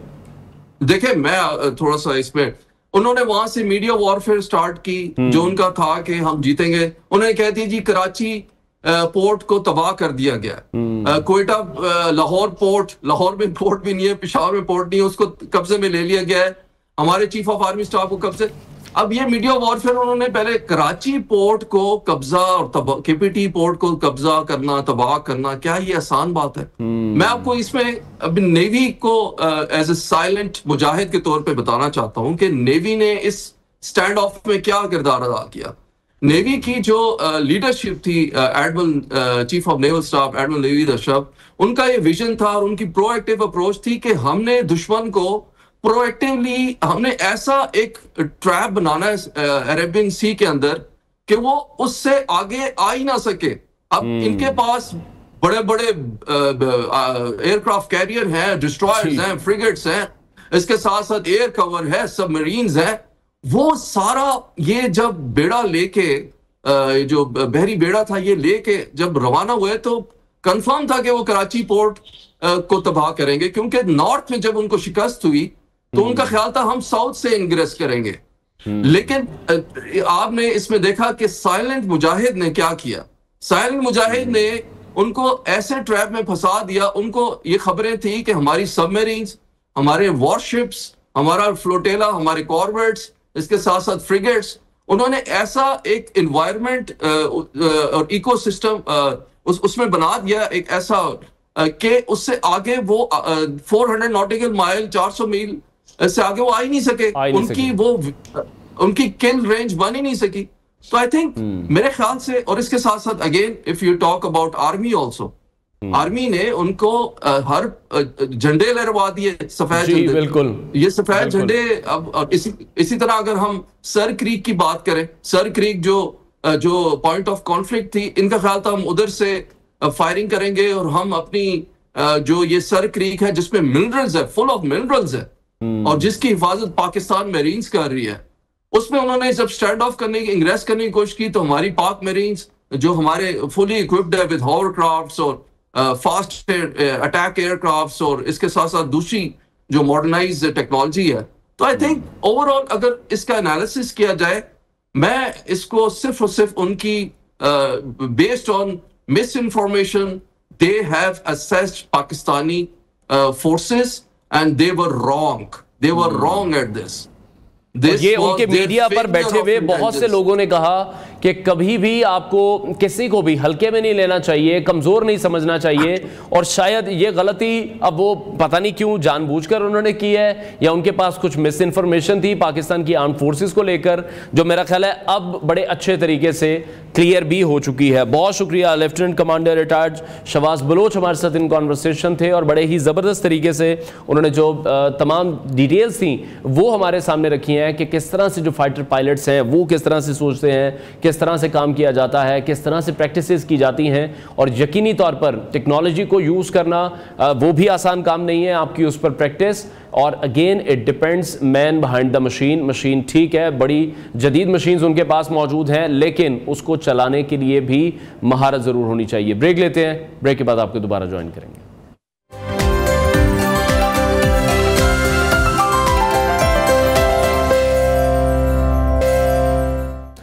Welcome back to new Pakistan. नाजरीन, जैसा कि हम सब जानते हैं अल्हम्दुलिल्लाह पाकिस्तानी अफवाज ने कौम से किया गया अपना वादा पूरा किया, और पाकिस्तान की खुद मुख्तारी पर जब हमला किया गया तो हिंदुस्तान को भरपूर जवाब दिया गया। ज़बरदस्त तरीके में उन्हें समझाया गया कि पाकिस्तान एक न्यूक्लियर रियासत है, पाकिस्तान ला इलाहा इल्लल्लाह मोहम्मद रसूलुल्लाह के नाम पर बना हुआ एक मुल्क है जिसे कोई भी हरा नहीं सकता, जिसे कोई भी शिकस्त नहीं दे सकता, जिसे कोई भी नहीं दबा सकता, और अगर दुश्मन हमारी तरफ मैली आंख से देखेगा, हम पर हमला करने की कोशिश करेगा, तो फिर हम अपने दिफा में उन तमाम तर जो चीज़ें हैं उनको इस्तेमाल किया जाएगा जो कि पाकिस्तान के दिफा के लिए बहुत ज़्यादा ज़रूरी हो चुकी हैं। दिफाई तज़कियाकार नईम खालिद लोधी साहब ने हमें ज्वाइन किया, उनसे इस हवाले से मज़ीद बात करेंगे। नईम साहब, बहुत शुक्रिया हमें शो में ज्वाइन करने के लिए। बहुत से लोग अभी पूरी दुनिया में यही बात करते हुए दिखाई दे रहे हैं कि हिंदुस्तान को आखिर इस एडवेंचर से मिला क्या है, तो आप क्या समझते हैं ये जो इस वक्त हजीमत और सुबकी का सामना मोदी सरकार को करना पड़ रहा है, इंडियन मीडिया को करना पड़ रहा है, अगर इनके नुकसान को हम काउंट करने की कोशिश करें, भारत का जो S-400 जो सिस्टम था नुकसान उन्हीं का हुआ है, हमारे तमाम जो अस्करी असासे हैं वो इस वक्त महफूज हैं, हमारे पायलट्स इस वक्त महफूज हैं, उनके 3 राफेल तैयारे तबाह हो चुके हैं, SU-30 तबाह हुआ, MiG-29 तबाह हुआ, फिर जितने इसराइली ड्रोन्स थे, रशिया का जो एयर डिफेंस सिस्टम था वो तबाह हो चुका है। तो क्या मिला मोदी को इस जंग से? जी बहुत शुक्रिया। बिस्मिल्लाहिर्रहमानिर्रहीम। सबसे पहले तो हम अल्लाह ताला का शुक्र अदा करते हैं कि उसकी मदद और उसकी से हमारे मुजाहिदों ने जो काम किया, फिर अपने मुजाहिदीन को हम सलाम पेश करते हैं जो हवाबाज हैं, जो जमीन के हैं, जो समुद्रों में जिन्होंने दिफा किया अपने मुल्क का। देखें जो उनको मिला है वो तो सारी दुनिया ने देख लिया है, ये तो कोई वो इसमें कोई छुपी बात नहीं है कि उनको जिल्लत मिली है, उनकी हजीमत हुई है, उनको इखलाकी नुकसान पहुंचा है, उनको माली नुकसान पहुंचा है, उनको फौजी नुकसान पहुंचा है। उन्होंने जो अपने ताई एक बुत खड़ा किया हुआ था बहुत बड़ा अपने आप को शो करने का, वो पाश हुआ है, और जो अपने आप को पाकिस्तान के मुकाबले में समझते थे वो मिथ टूटी है। तो क्या मैं आपको एक पूरी लाइन बताऊं, बाकी तो आपने जिन चीज असासों का जिक्र कर दिया वो तो अलग बात है जी। इससे ज्यादा अगर आप मुझे इजाजत दें तो मैं ये कहूंगा कि पाकिस्तान को क्या मिला है, वो तो ये जो उन्होंने खोया है वो तो बेशुमार है। झूठ की बुनियाद पर उन्होंने इमारत खड़ी की, वो इमारत जमीन बोस हो गई, उनके मीडिया की जो मिट्टी पलीत उनके अपने लोग कर रहे हैं। ये तो आपको पता है ना कि अभी हमें कुछ कहने की जरूरत नहीं है, आपको ये बताने की जरूरत नहीं है कि उनके साथ क्या हुआ। वो BBC बता रहा है, वो CNN बता रहा है, वो जजीरा बता रहा है, TRT बता रहा है। हमें ये देखना है कि बहैसियत कौम जो कुछ जो लेसन हमें मिले हैं हमें जरूर उन पर गौर करना चाहिए। मैं 2 बड़े जो सबक हमें मिले हैं मैं उनका जिक्र करना चाहूंगा।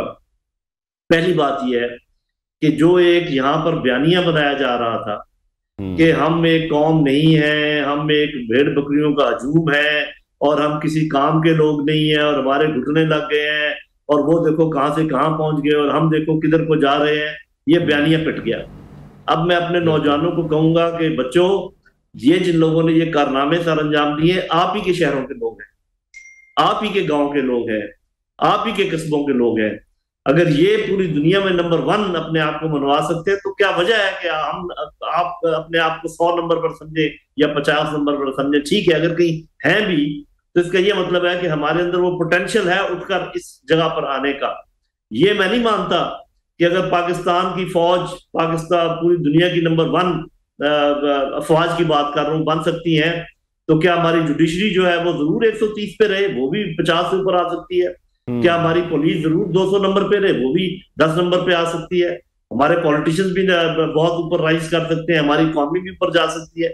एक तो ये सबक कि अपने अंदर एतमाद पैदा कीजिए, पूरा रीओरिएंटेट करें, पूरे निजाम को दोबारा उसको रिव्यू करें और पहुंचे वहां पर जो आपकी असल मंजिल बनती है।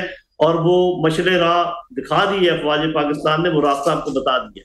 दूसरी बात, बिल्कुल दुरुस्त, बहुत एक और नैरेटिव था कि सारा बजट तो फौज खा जाती है। वो जो 18% था ना, 18, उसको बहुत सारे लोग 80% 80 कहते थे कि 80% तो फौज खा जाती है। अभी अब बताओ मेरे बच्चों कि जो फौज को पैसे दिए, इसमें कोई शक नहीं कि मैं सलाम करता हूँ अपनी कौम को कि अपना पेट काट कर उन्होंने फौज के लिए पैसे जमा करके उनको दिए। लेकिन आज ये बताओ कि क्या उन्होंने पैसे अपनी जेब में डाल लिए या करप्शन में जाया कर दिए या उन असासों पे लगाए जिन्होंने आज आपको ये काम कर मुल्क के दिफा के लिए इस्तेमाल किया गया, अपने दिफा के लिए इस्तेमाल किए, अपने ट्रेनिंग के लिए इस्तेमाल किए।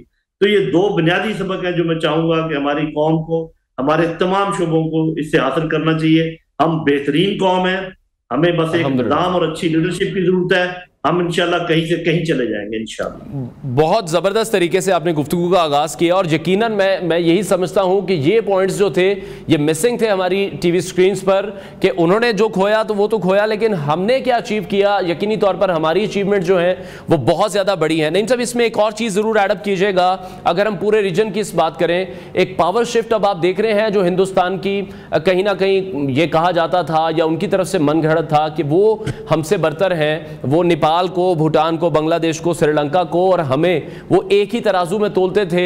पूरी दुनिया में जो हमारा इमेज था वो कितना तब्दील होगा? जी देखिए, वो सिर्फ उनका मनगढ़ंत नहीं था बल्कि बहुत बड़ी बड़ी पावर्स भी उसको मान रही थी। और वो कुछ लोग चाह रहे थे कि वो इस इलाके का पुलिसमैन बन जाए, उसको चीन के खिलाफ खड़ा कर रहे थे और समझ रहे थे कि पाकिस्तान एक इरिटेंट है और पाकिस्तान को बता रहे थे कि तुम क्यों भिड़ रहे हो इतनी बड़ी ताकत के साथ, आप भी मिल जाओ साथ। अब मैं आपको बताता हूँ ना कि ईस्टर्न यूरोप में रशिया एक बड़ी ताकत मानी जाती है, वो अभी भी है। और वेस्ट में अमेरिका एक बड़ी ताकत मानी जाती है, वो अभी भी है। यहाँ पर साउथ एशिया में और थोड़ा वेस्ट एशिया में, फार ईस्ट में समझा जाता था कि हिंदुस्तान जो है एक बड़ी ताकत है। अब वो नहीं रही। तो एक वो जो पूरा फ्रेमवर्क बना हुआ था ना, पॉलिटिकल फ्रेमवर्क दुनिया का, वो टूट गया है। अब इसमें कोई शक नहीं है कि कोई बड़ा मुल्क हिंदुस्तान को इस काबिल नहीं समझेगा कि वो चीन के खिलाफ खड़ा हो, क्योंकि उनके ख्याल में, उनको तो खैर पता नहीं है कि पाकिस्तान की जो कुव्वत मानी है वो क्या किस दर्जे की है। वो तो सिर्फ 2 जमा 2 4 ही गिनते हैं ना। तो उस गिनती में भी उन्होंने देख लिया कि अफवाज पाकिस्तान, पाकिस्तानी कौम जब एक दफा जुड़ जाते हैं तो फिर वो किस किस्म के कारनामे सर अंजाम देते हैं। तो मेरा ख्याल है वो जो आप कह रहे हैं पावर शिफ्ट, वो सिर्फ रीजनल नहीं है, वो ग्लोबल है। जिस तरीके से हिंदुस्तान को कुछ ऐसे मुआहदों में शामिल किया गया था, उनकी एक राय थी कि बहुत बड़ी जमहूरियत है, बहुत बड़ा इकोनॉमी है, बहुत बड़ा मुल्क है, वो सब खाक में मिल गया। अभी हर सब सोचेंगे कि भाई ये हमने इन पर क्या भरोसा किया था। और इन्होंने, और वो जो इन्होंने 3-4 मुल्कों की सुबकी की है ना, कि फ्रांस कह रहा है कि हमारे जहाजों को आपने प्लीज कर दिया, अच्छे खासे जहाज थे। इसराइल कह रहा है कि हमारे बेस्ट ड्रोन थे, आपने उनकी मिट्टी प्लीज कर दी। रशिया कह रहा है हमारा S-400 जो है ना, आपने उसका सारा बदनामी कर दी, मलिया मेट कर दिया। तो एक बहुत बड़ा चेंज आएगा पूरे दुनिया की सोच में। और एक चीज में और ऐड कर मेरे भाई, ठीक है, ये जो कुछ हुआ है पिछले 4 दिन में, उसके बाद और खासकर चौथे दिन जब हमारा जवाब गया है, वैसे तो पहले दिन से ही हमने अपनी दाग उठा दी थी, उसके बाद पूरी दुनिया के मुसलमान वो जहां भी हैं उनमें एक नया वलवला पैदा हुआ है। और ये आप मेरी बात नोट कर लेना, आपको ये भी नई नई तरीके नजर आएंगी जहां मुसलमान अपने आप को मनवाएंगे हर जगह पर, हिंदुस्तान के अंदर, कश्मीर में, बांग्लादेश में, फलस्तीन में, अजरबैजान को आपने देख लिया, तुर्की को आपने देख लिया, कैसे हमारे साथ आके खड़े हो गए। और एक आखिरी बात जो हमने चीजें गेन की हैं कि हमारी खारजा पॉलिसी सीधी हो गई है। हमें पता चल गया अच्छे तरीके से कि कौन हमारा अच्छा दोस्त है और कौन हमारा सिर्फ मुंह जुबानी दोस्त है। जी ठीक है, बिल्कुल दुरुस्त फरमाया आपने। नहीं सब, इसमें एक और चीज़ भी एडअप कीजिएगा कि आपको जिस किस्म का ये दुश्मन है, मक्कार भी है, फरेबी भी है, और अभी शो में भी कुछ देर पहले डिफरेंट एनालिस्ट हमारे साथ मौजूद थे, उन्होंने कहा कि जो हमें मुताले पाकिस्तान में बताया जाता था इनके हवाले से कि रात की तारीकी में हमला करते हैं, ये धोखे से हमला करते हैं और ये लोगों को, सिविलियंस को निशाना बनाते हैं, आज उन लोगों ने ये देख लिया जो कहते थे कि शायद मुताले पाकिस्तान में कुछ गलत बातें लिखी हुई हैं, तो वो अब लोगों ने अपनी आंखों से भी देख ली हैं। जो हम 90s की इस पर तनकीद करती थी, जेनजी इस पर तनकीद करते थे, वो बयानिया कहीं ना कहीं क्लियर तो जरूर हो गया। सबने अपनी आंखों से देख लिया कि कौन मोरालिटी के किस लेवल पर मौजूद है। पाकिस्तान ने किसी भी सिविलियन आबादी को वहां पर टारगेट नहीं किया, उनके किसी मंदिर को टारगेट नहीं किया गया, जिस तरह से यहां पर मस्जिदों को निशाना बनाया गया, यहां पर मस्जिदों को शहीद किया गया। जी देखें, हम जैसे बूढ़े लोग तो बहुत पहले से ये बात बता रहे थे, जैसे आपने दुरुस्त कहा, और हमने इनके साथ डील किया हुआ था। हमारे बुजुर्ग इनके साथ रहते रहे थे। उन्होंने बताया कि 2-3 बातें वो कहते थे कि बगल में छुरी और मुंह में राम राम, ये ऐसे ही तो नहीं बना। उसके बाद कहते थे बनिए का बेटा कुछ देख कर ही गिरता है। ये मुहावरे हैं जो कि सदियों पुराने मुहावरे हैं। उसके बाद उनके रिलीजन को हम जानते हैं, जो एक्सट्रीमिस्ट हिंदू हैं वो जो चीज उनको नुकसान पहुंचाती है उसकी पूजा करते हैं, जैसे सांप है, जैसे कोई हाथी है, कोई शेर है, और जो चीज उनको फायदा पहुंचाती है उसकी भी पूजा करते हैं, जैसे गाय है दूध देती है। लेकिन जो उनके नीचे आ जाए उसका फिर वो गला काटते हैं, उसके ऊपर कोई रहम नहीं करते। तो मेरा ख्याल है कि वो अभी चीज सबको पता चल गई है। तो जो हमारे दोस्त अहबाब, वो फाख्ताएं, जो मोमबत्ती ब्रिगेड जो कहते थे कि अमन की आशा और सारा कुछ, I think now everything is clear कि हम भी अमन चाहते हैं, लेकिन अमन को कायम रखने का एक ही तरीका है कि आप हर वक्त अपने दुश्मन के साथ लड़ाई के लिए तैयार रहें। ठीक है। अच्छा, अभी हमने बैरूनी दुश्मन की तो बात कर ली, कुछ अंदरूनी मामलात के हवाले से मैं आपका कमेंट जरूर चाहूंगा। मौजूदा हालात में भी हमने देखा रियासत के बयानिए पर जिस तरह तनकीद की जाती रही, मुल्क दुश्मनी का बयानिए को जिस तरह से अपनाने की कोशिश की जाती रही, इन लोगों को भी टारगेट करना बहुत ज़्यादा ज़रूरी है। इन लोगों को भी एक कानूनी प्रोसेस से गुजारना बहुत ज़्यादा ज़रूरी है। जो लोग आर्मी के हवाले से गलत बयानिए उन्होंने घड़ा, जो हुकूमती जो वज़रा थे उनकी जब स्टेटमेंट्स आती थी वहाँ नीचे अजीब और गरीब किस्म की तनकीद की जाती थी, तो इन ऐसे लोगों के साथ भी तो आनी हाथों से निपटना चाहिए हमें। ये इसमें कोई शक और शुबे की गुंजाइश नहीं है। इससे पहले कि मैं बात करूं, मैं आपको सिपा सलार का एक बयान जो कि हाल ही में आया वो बता दूं। उन्होंने कहा कि इस छत के नीचे हम सब ने मिलकर रहना है, और मसाइल का ये मतलब नहीं है कि हम आपस में लड़ पड़े। ये बहुत अहम बात हुई है, जिसको जो पहले मैंने ओपनिंग स्टेटमेंट आपको दे दी। आप ठीक कह रहे हैं, ऐसे मुट्ठी भर लोग हैं जिन्होंने बाहर बैठकर या किसी तरीके से ऐसे बयानिए बनाए कि एक तो उन्होंने बेचैनी पैदा करने की कोशिश की वाजे पाकिस्तान के अंदर, उन्होंने सोसाइटी को बांटने की कोशिश की और उसमें रखना डालने की कोशिश की और आमने सामने खड़ा करने की कोशिश की। इसमें तो कोई शक शुबे की गुंजाइश नहीं है। लेकिन अगर आपका इशारा किसी ऐसे लोगों की तरफ है जो कि मेजॉरिटी में है और वो कोई बात करते हैं, तो उनकी बात सुनने की जरूरत है, बजाय उसके कि आप उनको एक लाइन लगा के दूसरी तरफ खड़ा कर दें और कहें कि हम आपकी ऐसी की तैसी कर देंगे।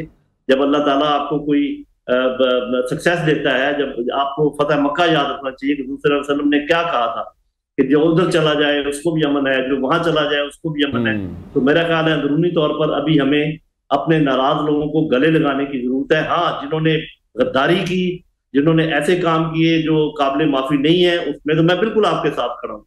लेकिन शक शुबे की बुनियाद पर या किसी के पॉलिटिकल ओपोनेंट होने की बुनियाद पर जो लोगों के साथ किया गया है, मेरा ख्याल है कि उससे अभी हमें पीछे हट जाना चाहिए। हमें लोगों को गले लगा लेना चाहिए, प्यार मोहब्बत से आगे बढ़ना चाहिए। वाजे पाकिस्तान के साथ जैसे पूरी कौम खड़ी थी ऐसे ही खड़ी रहे, और गवर्नमेंट की तरफ से एक रेसिप्रोकेशन होनी चाहिए कि जैसे कौम ने उनका साथ दिया है ऐसे अब वो कौम को भी गले लगाएं, और इस किस्म के बातें ना करें कि उन्होंने उस वक्त ये कहा था अब तुम्हें नहीं छोड़ेंगे। ऐसा मेरा ख्याल हमारा रवैया नहीं होना। और इस हवाले से फिर पाकिस्तान में कोई यौम यकजहती के लिए भी किसी मरबूत नजरियाती बयानिए, किसी प्रोग्राम की फिर आप समझते हैं कि जरूरत है, जैसा कि माजी में नजरिया पाकिस्तान के तहत देखा गया।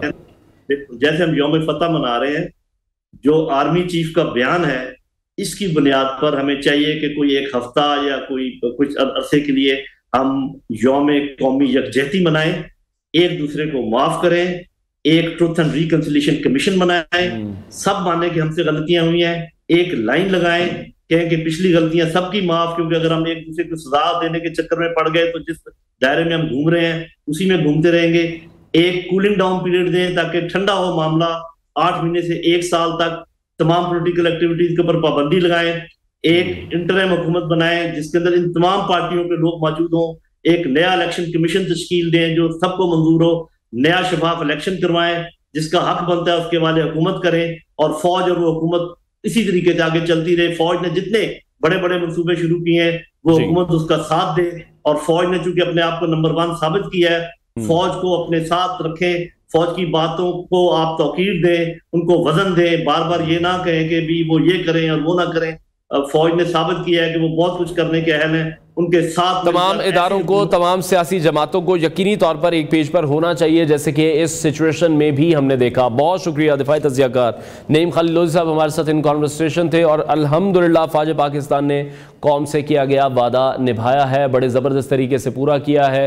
और जब दुश्मन अपनी अस्करी बरतरी के ज़ौम में था तो फिर पाकिस्तानी सरहदों पर जब उसने हमलावर होने की कोशिश की है तो फिर किस तरह से हमारी आर्म्ड फोर्सेस ने, पाक फ़ज़ाइया ने अपने दलेर सपूतों के ज़रिए ऐसा मुंह तोड़ जवाब दिया जो कि अस्करी तारीख में भी सुनहरी हरूफ से लिखा जाएगा। और इन लम्हों में हमने देखा कि बड़ी ज़बरदस्त तरीके से ना सिर्फ तकनीकी महारत से काम लिया गया बल्कि बेमिसाल जुर्रत की अलामत भी बहुत से ऐसे शख्स हैं जो हमारे सामने आए हैं। भारत जिस तरह से सर्टिफाइड झूठा निकला है, उसकी हुकूमत की बात कर ली जाए, उनके प्राइम मिनिस्टर के हवाले से बात कर ली जाए, उनके मीडिया को अगर हम देख लें, अभी भी उनके मीडिया पर तो हम देख रहे हैं कि सीज़ फायर किसी सूरत में हो ही नहीं रहा, लेकिन आलमी मीडिया इस वक्त सर्टिफाइड झूठा करार दे रहा है हिंदुस्तानी मीडिया को। जिस तरह से वो बेबुनियाद खबरें दे रहे हैं, वो लाहौर में एक बंदरगाह बना चुके हैं जिसका हम सब में से किसी को भी इल्म नहीं है, और वो ऐसी ऐसी खबरें दे रहे हैं कि अपने उनके वहाँ के जो सेलिब्रिटीज़ हैं, अपने वहाँ के कॉमेडियन हैं, वो उन पर शदीद तनकीद करते हुए हमें इस वक्त दिखाई दे रहे हैं। और पाकिस्तान की तरफ से हमने देखा कि बड़े ज़बरदस्त तरीके से, बड़े ज़िम्मेदाराना तरीके से इन तमाम तर इशूज़ को रिपोर्ट किया गया। प्रोग्राम का वक्त नाज़रीन ख़त्म हुआ है। इंशाल्लाह कल फिर आपसे मुलाकात करेंगे। अपना बहुत सारा ख्याल रखिए, इजाज़त दीजिए, अल्लाह हाफ़िज़।